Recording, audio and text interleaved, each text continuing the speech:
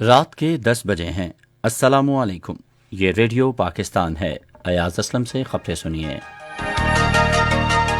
پہلے اہم خبروں کا خلاصہ۔ وزیر اعظم نے شہروں کے انتظام، عوامی خدمات کی فراہمی میں بہتری اور محصول بڑھانے کے لیے شہری مراکز کی طویل المدتی منصوبہ بندی پر زور دیا ہے۔ وزیر اطلاعات نے پاکستان اور برطانیہ کے درمیان تجارت اور سرمایہ کاری کے فروغ کی ضرورت پر زور دیا ہے۔ وزیر خزانہ نے مختلف شعبوں میں اصلاحات متعارف کرانے کا حکومتی عزم ظاہر کیا ہے۔ اور وزیر خارجہ نے کہا ہے کہ پاکستان اور خلیج تعاون کونسل کے درمیان تجارتی تعاون کو جلد حتمی شکل دی جائے گی۔ اور اب خبریں تفصیل کے ساتھ۔ وزیر اعظم عمران خان نے شہروں کے انتظام، عوامی خدمات کی فراہمی میں بہتری اور محصول بڑھانے کے لیے شہری مراکز کی طویل مدتی منصوبہ بندی پر زور دیا ہے۔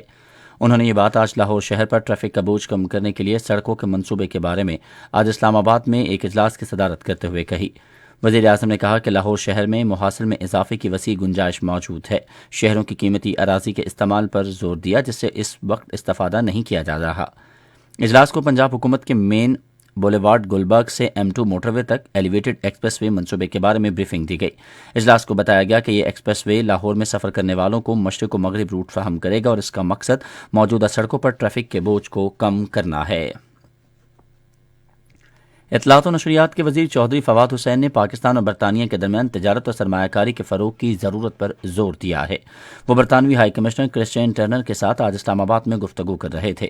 وفاقی وزیر نے کہا کہ دونوں ملکوں کے درمیان تجارتی وفود کے تبادلے کے ذریعے تجارتی تعاون کو مزید مستحکم کیا جائے گا۔ پاکستان کی طرف سے کرونا وبا سے کامیابی کے ساتھ نمٹنے کے بارے میں گفتگو میں انہوں نے کہا کہ حکومت نے عالمی وبا کی تمام لہروں کا مقابلہ کرنے کے لیے ایک مؤثر حکمت عملی وضع کی۔ انہوں نے کہا کہ پاکستان کرونا وبا کی نئی قسم اومیکرون سے نمٹنے کے لیے بھی بہترین حکمت عملی پر عمل پیرا ہے۔ ادھر ایک ٹویٹ میں اطلاعات و نشریات کے وفاقی وزیر چودھری فواد حسین نے کہا کہ پاکستان میں سیاحت فروغ پا رہی ہے جس سے عام آدمی کی آمدن اور خوشحالی میں اضافہ ظاہر ہوتا ہے۔ انہوں نے کہا کہ سیاحوں کی تعداد میں اضافے کی وجہ سے مری میں تقریباً 1 لاکھ گاڑیاں داخل ہوئی ہیں اور تمام ہوٹلوں اور دیگر رہائشوں کے کرائے پر کئی گنا اضافہ ہوا ہے۔ وفاقی وزیر نے کہا کہ 100 بڑی کمپنیوں نے اس سال 929 ارب روپے کا منافع کمایا جبکہ تمام میڈیا ہاؤسز 33 سے 40% منافع حاصل کر رہے ہیں۔ وزیر خزانہ شوکت ترین نے کہا ہے کہ حکومت دیرینہ ڈھانچہ جاتی مسائل کو حل کرنے، پائیدار اور مجموعی ترقی کے حصول کے لیے مختلف شعبوں میں اصلاحات متعارف کرانے کے لیے پرعزم ہے۔ وہ خلیج تعاون کونسل کے وفد کے ساتھ گفتگو کر رہے تھے جس نے تنظیم کے سیکرٹری جنرل ڈاکٹر نائف بن فلاح الجرف کے سربراہی میں ان سے آج اسلام آباد میں ملاقات کی۔ وفاقی وزیر نے کہا کہ حکومت نے زراعت، صنعت، انفارمیشن ٹیکنالوجی، ہاؤسنگ، سرمایہ کاری اور دیگر شعبوں میں اصلاحات متعارف کرائی ہیں اور سیاحت کا فروغ معاشی ترقی کے لیے انتہائی اہم ہے۔ وزیر خارجہ شاہ محمود قریشی نے کہا ہے کہ پاکستان اور خلیج تعاون کونسل میں تجارتی تعاون کے امور کو جلد حتمی شکل دے دی جائے گی۔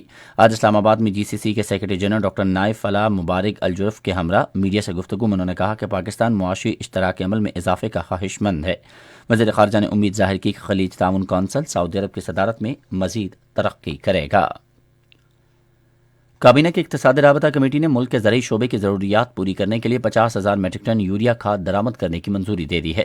کمیٹی کا اجلاس وزیر خزانہ شوکت ترین کی زیر صدارت آج اسلام آباد میں ہوا جس میں پاکستان کی تجارتی کارپوریشن کے ذریعے چین سے سرکاری سطح پر یوریا کھاد کی درآمد کی اجازت دی گئی۔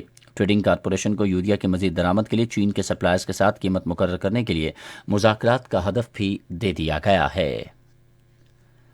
پاکستان میں ہنگری کے سفیر بیلا فیزاقاس نے ڈپٹی ہیڈ آف مشن ٹیوڈار ٹکاساس کے ہمراہ نوجوانوں کے امور کے بارے میں وزیر اعظم کے معاون خصوصی عثمان ڈار کے ساتھ اسلام آباد میں ملاقات کی۔ سفیر کا استقبال کرتے ہوئے عثمان ڈار نے انہیں پاکستان میں نوجوانوں کی ترقی کے لیے شروع کیے گئے کامیاب جوان پروگرام کے بارے میں بتایا۔ انہوں نے کہا کہ کامیاب جوان پروگرام 3 شعبوں تعلیم، روزگار کی فراہمی اور نوجوانوں کو مختلف سرگرمیوں میں شامل کرنے پر کام کر رہا ہے۔ اور پہلی اسلام آباد تہران استنبول ٹرین کے انقرہ پہنچنے پر ایک پروقار تقریب منعقد ہوئی۔ یہ ٹرین سامان لے کر براستہ ایران پاکستان سے ترکی پہنچی۔ اس موقع پر گفتگو کرتے ہوئے قومی اسمبلی کے رکن مخدوم زین حسین قریشی نے کہا کہ اسلام آباد تہران استنبول ٹرین علاقائی روابط میں اضافے اور اقتصادی تعاون تنظیم کے ملکوں میں معاشی اور تجارتی سرگرمیوں کے فروغ میں اہم کردار ادا کرے گی۔ اسلام آباد تہران استنبول کارگو ٹرین نے گزشتہ مہینے کی 21 تاریخ کو اسلام آباد سے اپنے سفر کا آغاز کیا تھا اور یہ 13 دن میں انقرہ پہنچی ہے۔ اسی کے ساتھ خبریں ختم ہوئیں۔ مزید خبروں اور تجزیوں کے لیے ہماری ویب سائٹ پر پتہ ہے radio.gov.pk اور آپ ہمارے فیس بک کے link radio Pakistan news official پر ہماری براہ راست ویڈیو اسٹریمنگ ملاحظہ کر سکتے ہیں۔